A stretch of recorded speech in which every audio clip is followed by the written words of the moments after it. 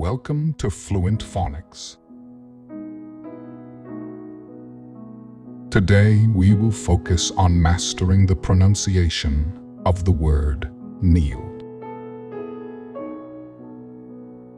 Kneeled. Kneeled.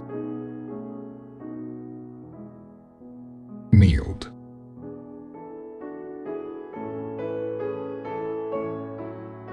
Here's an example of how one might use it in a sentence.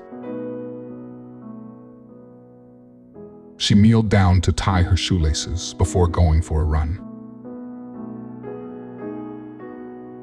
Kneeled means to bend the knees and rest them on the ground, typically as a sign of reverence, submission, or engagement in an activity like praying.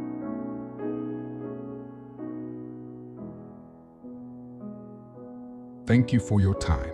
If you enjoyed this, please like and subscribe for further content.